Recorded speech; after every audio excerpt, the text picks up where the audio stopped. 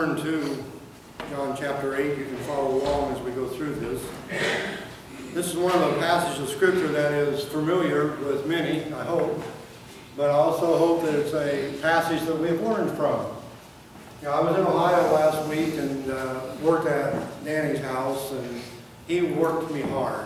In fact, I told him my Wednesday night I had called the elder abuse hotline.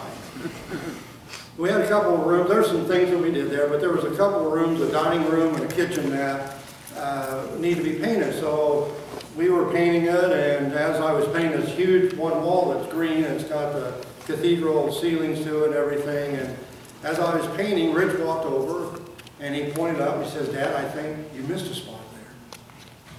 And you know what I did? I jumped down, ran over where he was painting, and started looking for places where he missed. And, oh, you missed here, and you missed here, and you missed here. We are so critical of people. We are so condemning of people. And as Christians, there's no place for that in the kingdom. There is no place for that. And that's what happens here with this woman, and we want to talk about, you know, the whole scenario is suspect. If you follow the video, if you read the scriptures, it said they did this to try to trap Jesus. That they had to get something on him to catch him where he did not want to be. If she is guilty of adultery, the Old Testament law says that she is to be put to death. But the Jewish people did not have the power to put someone to death. And if Jesus says to put her to death, he has violated Roman law. If he says don't put her to death, he has violated the Old Testament law. So they think they've got him. They got him trapped. Okay? So when he is there in that situation, what's the first thing that he does? Do you remember? He bent down, started writing on the ground. There are times that I would give almost anything to know what he wrote. We have no idea. We have no idea. But he stands up and gives us this beautiful statement of what? You that are without sin, throw the first stone. Okay? And then what happens after that? They throw their stones down how? Oldest to youngest. Okay? Maybe that's because we that are older, a little bit wiser about our sinfulness, have contemplated that a little bit more and found out that he's right. So they throw their stones down, they walk away, and all that's left there is Jesus and the woman. And what does he ask the woman? Yeah, where are those that have condemned you? And she said, basically, they're gone. And Jesus says, then I'm not going to condemn you either. Go and leave your life of sin. Okay? Now, what I want to look at is the three things that Jesus didn't do in this passage that tells us what the story is really about. The first thing that he did not do, he did not contend with the lady or the Pharisees. There's no debate here, is there, whether she's guilty or not? Right? Is she guilty? No, we don't know. These men accused her. Maybe she is. But notice Jesus doesn't debate it. He doesn't look at the Pharisees and said, are you sure? You know, my first question, the way Joe thinks, would have been, where's the man at? The Old Testament law says the man and the woman both would be stoned to death. Where's he at? I kind of, in my own mind, this is Joe's opinion, I kind of think that he might be in the front row with the rock. If there is a man. If she is really guilty. But Jesus doesn't even get into that. He does not contend with these people. There's no sense in that. She can't prove that she wasn't guilty. They can't prove that she was guilty. So Jesus isn't going to get into that. If you were this lady, and here you are, assuming that she is guilty for a moment. Doesn't matter one way or the other. She's been accused of this. And you're drugged in front of all these people. How would you feel? I'll pick on Marge again, because it's so much fun. What if I would confront Marge out at Walmart in front of all these people and say, she stole $1,000 from me, how would that make you feel? Humiliated, ashamed. Whether guilty or not is not the point. She's been drugged in front of all these people. What's the conclusion that these people are going to make about this woman? That she's guilty. She's guilty. She's guilty. Wow. That would have been a very good experience for all of us, wouldn't it?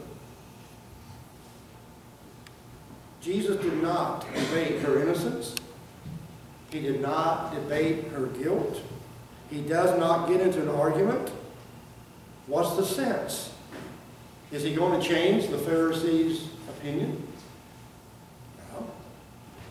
So he doesn't contend. He does not even debate what's going on there. Instead of debating, instead of walking away, he simply leans down and starts writing on the ground. The second thing that we see he did not do, he did not condemn.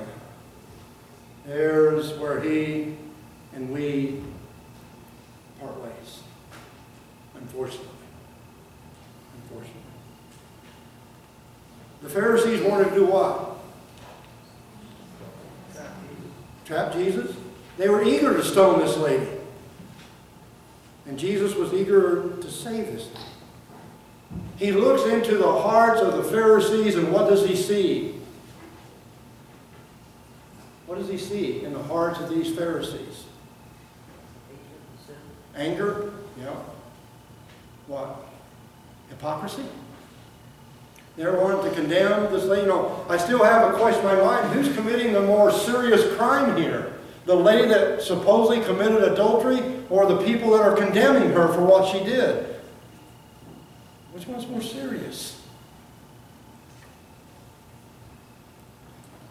God's purpose is to heal people's lives and hearts, not condemn them, not destroy them. Is that the motive that we have?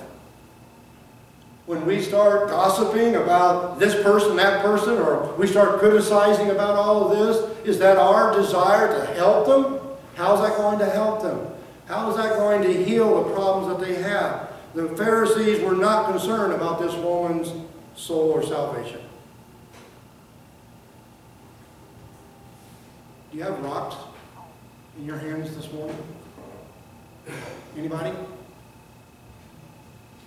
We have words. We have attitudes. We have actions.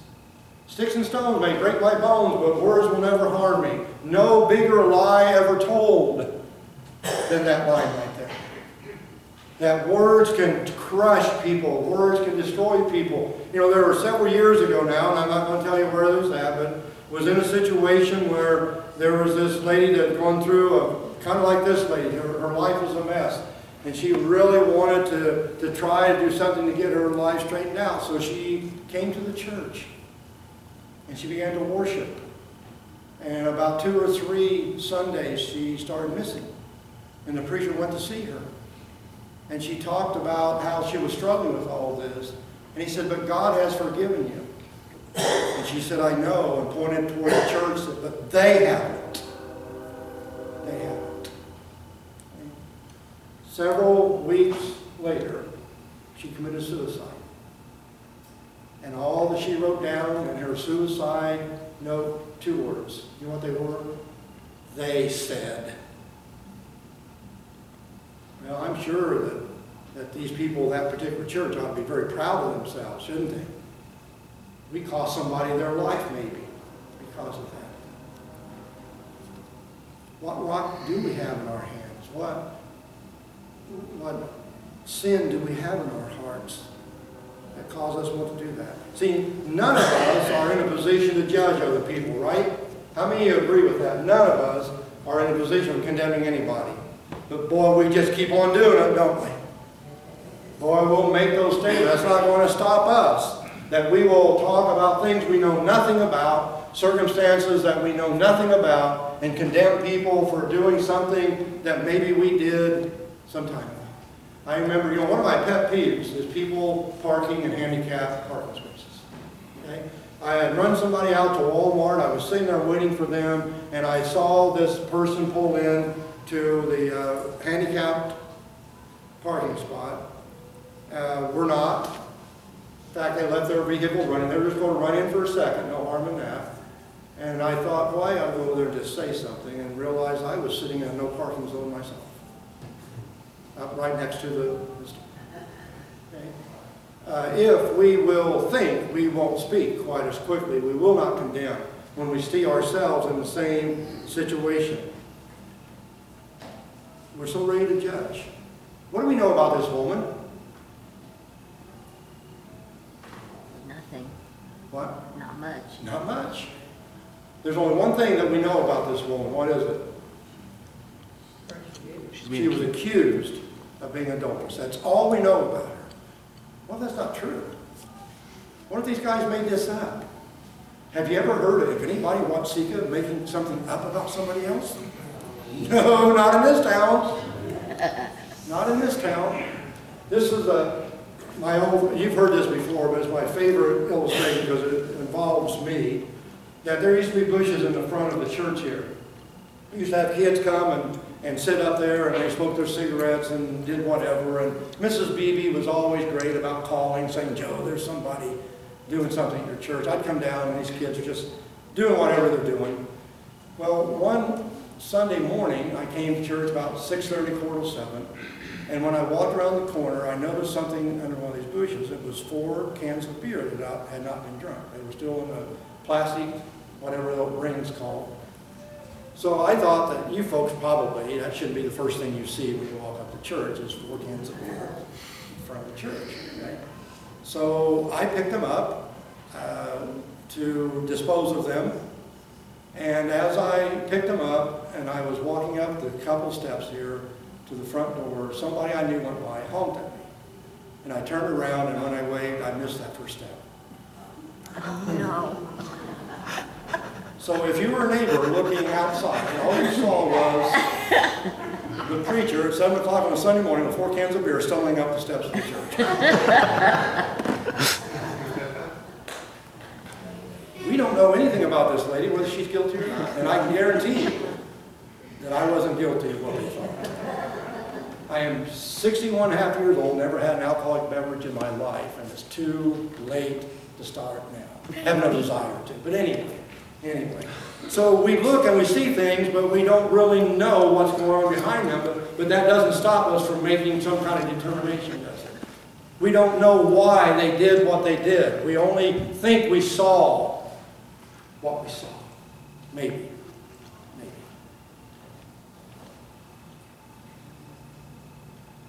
Humpty Dumpty sat on a wall. Humpty Dumpty had a great fall. All the king's horses and all the king's men couldn't put Humpty Dumpty back together again. We're all Humpty Dumptys. All of our shells have been cracked by sin. Our hearts have been broken by sin. And for me, being guilty of sin and being harmed and hurt by sin, to think that I have the right or some kind of the authority to point at Patty Gibson and condemn her for her sin when I've got all this sin in my own life, doesn't make much sense, does it? Does it? So why do we do it? Do we think it makes us look better? Do we think that it makes us appear, maybe the limelight's thrown off of me? Then I don't have to have people look at my sin. I've got them pointing at somebody else's sin. I'm not sure. It's like the courtroom scene. I think I got a slide up here. Here's the man that is interviewing the jurors. And he asked this one lady if she thinks that she could be on the jury. She says, no, I can look at the man and know that he's guilty. I've already decided that. And the lawyer said, that's the district attorney. We make those decisions so quickly. How many of you enjoy being criticized and condemned by other people? Raise your hand. So why do we want to do it to somebody else if we don't like it? If it hurts us, why would we want to throw that out at someone else to see what we can do to harm them? You show me a person who condemns other people, and I'll show you a person that's angry at God about something. You show me someone that can't get along with other people, and I'll show you someone that has a real problem with God. It's like that. There's an anger there toward him, and they take it out on other people by criticizing and condemning those other people. Question. Do we think we can criticize and condemn other people and we expect to go to heaven?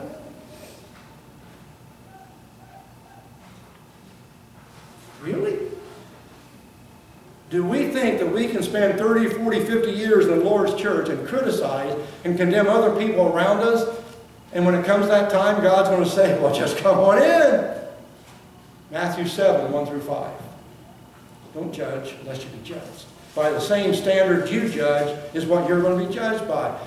I know of two men, very good friends of mine from another town, that one of them did something that was very wrong, and the other one had made a statement to me, I will never forgive him for what he did. And you know what I said to him? I'll miss you in heaven. Because if you're not going to forgive him, I hope you don't sin. Because the same standard that I put upon other people, Jesus says, is the standard that I'm going to be judged by. And if I expect perfection from other people, that's the standard by which God is going to judge me. And where's that going to leave us at? A lot of trouble. A lot of trouble. So do we think we can criticize and condemn other people and expect to go to heaven? Really? See, the conclusion I have to draw, folks, is evidently we do. But I'm sorry that it's just not going to happen that way. Jesus tells us in a parable, Matthew 18, I believe it is, of the unmerciful servant, that he is owing this king $1 million. This is Joe's interpretation or conclusion. I think it's some kind of talent or something. It comes about $1 million in our money. So the king calls him, the master calls him and says, you owe me $1 million. If you can't pay, I'm throwing you and your whole family in prison. And what does the guy do? He begs the king. Oh, let me work it off. Let me do something and it'll be fine. And the king forgives him of the $1 million debt. Just says it's marked 0. It's all over with. Now, how thankful would you be if you were that man? Very. See, in the parable, he goes out and he finds a guy that owes him 20 bucks. Grabs him by the throat, will throw him in jail unless he pays him that $20. Make much sense? He just got forgiven. How big a debt? $1 million, and now he's going to get angry at this guy that owes him 20? See, what he didn't count on is the fact that the master hears about it and brings him back in and condemns him for that. Think for a moment what this parable is about. All the sins that Jesus has forgiven me of, and I'm going to hold small things against other people. I'm going to look at them and see what I can do to harm them and criticize and condemn them. Makes no sense whatsoever, does it? The great debt that I have been forgiven, and I'm going to hold these small things against this man. And here I am back, begging again for forgiveness. It's not going to work. It's not going to work. How many Christians, I wonder, or how many people have never become Christians because of the way religious people have criticized and condemned them? Wonder if when I stand before God one day, He's going to point out, look at all these people. They never were saved because of the attitude of the religious people. And I don't know about you, but that is kind of a scary thought, is it not? That these people never come to Christ because of the way the church people talked about them when they were caught in their sin. Well, in all honesty, when we look at the story of this woman, you think she's going to go to those Pharisees and ask them for spiritual help?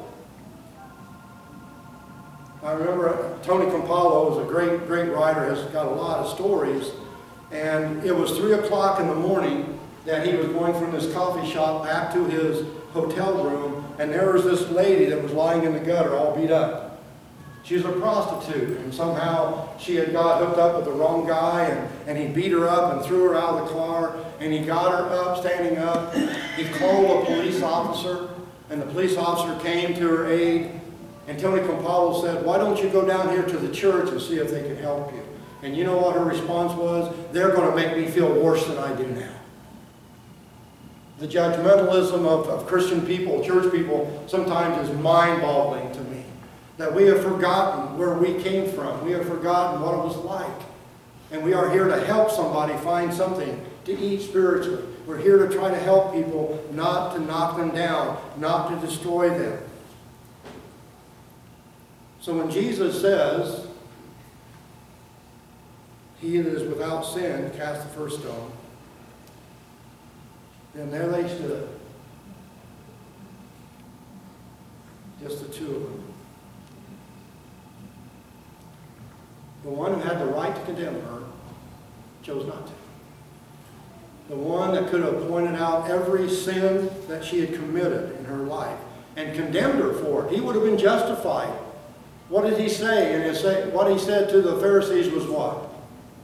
"He that is without sin, throw the first stone." He could have. Jesus could have picked up that stone and thrown it and been justified by that. But he chose not to do that. You and I don't have the right to do that. You and I don't even come close to being able to have the okay to harm someone in that way. Jesus and the woman remained there. The sinner and the Savior. That's what he is all about. He didn't come to condemn. Aren't we thankful for that? That when he came to save.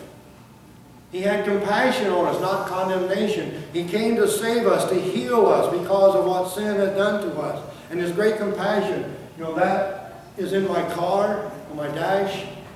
It's in my office. A bruised reed he will not break, and a flickering candle he will not put out. It's a paraphrase of a different translation. It's speaking of Jesus in Isaiah chapter 42. And you know what he's saying there? He's not going to destroy the hope of anybody. He's going to leave people better off than what he found them. The bruised reed, boy, you can break that very, very easily, can't you? The flickering candle, you just blow on, it blows out. We have the ability to do that. We have the power to heal, help people heal, or destroy them by how we respond to the people that are having the problems they're going into. See, like you, I need mercy and grace. I don't need justice. I don't want justice, because I know what justice entails. Now, I've shared with you many times, I know what I deserve in life. I deserve to go to hell. That's what I deserve. And everything else is by grace. So if I expect God to give me that grace and mercy, why not the person next to me? Why can I not extend that grace and mercy to those people too? The same way that people have extended that grace and mercy to me. It's like the gentleman that had his picture taken in the mall. He didn't like him. He took him back. He laid it on the counter and said, "This picture does not do me justice." The guy looked at the picture, looked at the guy and said, "You don't need justice. You need mercy." That's what I need. So if we're so convinced of that, why can't we give it to somebody else? Why can't we show the kindness that... Honestly, folks, there's got to be somebody in your life at some point in time, instead of condemning you, had compassion on you. That's why you're a Christian today.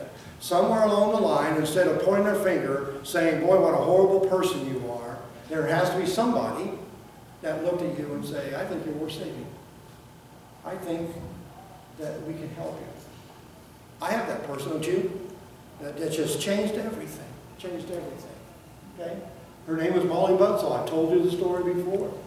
That I attempted to go to Bible college at a certain time. It didn't work out. I came back home, and the minister, that was a very good friend of mine. Don't get me wrong there. We loved each other very much, but he crushed me. He crushed me. It was like you had your one chance, and it's all over with now. And as I walked out of his office, I thought, then what's the sense of coming back to church then? Well, if I tried and I failed, except for Molly Buttsall, who was right there and changed my whole world in just a 15-minute conversation. We've all had that. We need that mercy. You see, Jesus' attitude toward this woman proves that his desire is to heal her, not condemn her. That's to be our desire too. That is what we're supposed to be doing. Notice how Jesus treated her. How did he treat her? Anybody? Compassion? Love? He treated her like a human being. He showed dignity and respect to her because she's a human being, but also because he understood the extreme value of a soul. And that soul of this lady is going to cost him his life. How much more valuable can we be than that? And we have to be very, very careful we don't find ourselves in a position of condemning someone when we really don't know what's going on. And to be honest with you, I don't care if you know everything that's going on. To condemn somebody is still outside of our right to do, period. But he doesn't leave her just there. He did not condone. He doesn't just send her on her way. He says to her, there's got to be changes in your life. That this has got to change, that something's going to happen. He didn't sweep all of her sin underneath the rug. That's the part of the story that gets ignored. I was in a church one time where a man spoke on this. And when he read the text, he left the last part out. He just said, and Jesus said to the woman, go. No, that's not. See, that's the problem that we have today, is it not? That as a Christian, I can sin and just say I'm sorry and then go out and do it again. And continue in that life of sin and not allow Jesus to change us at all. He said to her, leave your life of sin. He didn't say that she was particularly guilty of adultery, but she was guilty of some sins. And he says, you got to leave that. You have to leave that. I know of a young man that I'm friends with that we talk quite often. And one of the things that one night that we were talking, he said, I decide where I'm going to go to church at.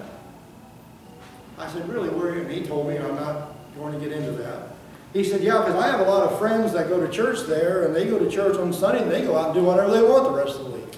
That's the kind of church I want to go to. Now, he was being facetious. He was pointing out the hypocrisy that he saw in his friends, that, yeah, I went to church Sunday, but it has no effect on my life otherwise. He says to this lady, you're going to have to get out of your life of sin. He didn't condemn what she was doing, but he didn't tell her that what she was doing was okay, because it's not. It's not. And Jesus wants her to understand that. Jesus did not condone her sin. He made her confront her sin. That Jesus came to save me from my sin. He didn't come to save me in my sin. That in Romans chapter 6, Paul talks about this separation that happens when I become a Christian. That all at once, he begins verse 1 by saying, should we go on sinning that grace may abound? And then he answers, by no means, because something has happened here. There has been a split between my old life and my new life. Jesus tells her what she is doing is wrong. Now, we get that confused, you see. If Adam robs the bank, I can't condemn you for robbing the bank, Adam, but I can tell you that it's wrong what you did, because the commandment is, you shall not steal.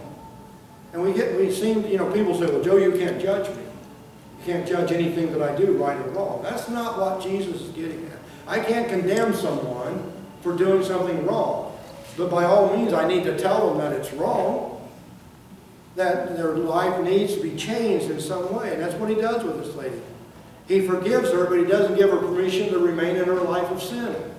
He doesn't tell her that it's okay, that I'm not going to address that sin at all. He forgave her and he challenged her to a new life. He gave her this second chance. Have you ever wanted a second chance in something? If you ever found yourself in a position in life, you said, boy, I wish I could just start all over again. I wish I could just do this all over again. And everybody, probably in some, you bet. And see, when you look at life, Jesus says, I'll give you that second chance. You get to start all over. You know, I got a neat email with some pictures I'll show you next week from Boyd and Karen Cope. Boyd and Karen always wish me happy birthday twice a year. I get more presents that way. Why would they do that? January the 27th, 1951 is when I was physically born. October the 15th, 1973 is when I was spiritually reborn. And they will wish me happy birthday on those two dates. The second chance. That at the age of 22, I looked at God and said, I have messed my life up. All these things that I have done wrong, I wish I could start all over again. The Bible calls it being born again. It calls it being renewed and restored, and that's what Jesus is all about. That once I am forgiven of my sin, my goal, my passion is to live a holy life because of my love for what Jesus has done with me. So we have to ask the question, with whom do you identify with in this story of John 8? The Pharisees? Or am I a person that's critical? Am I a person that's condemning? Or am I the woman who is guilty of sin and is in need of a second chance? And see, the beauty of this story is that whether I'm a Pharisee, I'm a church person that's religious but never became a Christian, or I'm this person that's way on the outside that is rejected by the religious world, Jesus can give all of us a second chance. That's what he wants to do. That's what he came for, is to give us that second chance. Humpty Dumpty sat on the wall. Humpty Dumpty had a great fall. All the king's horses and all the king's men couldn't put Humpty Dumpty back together again. But the king can. The king can. Our hymn of invitation is I surrender all, and that's what we're going to have to do for the king to fix us.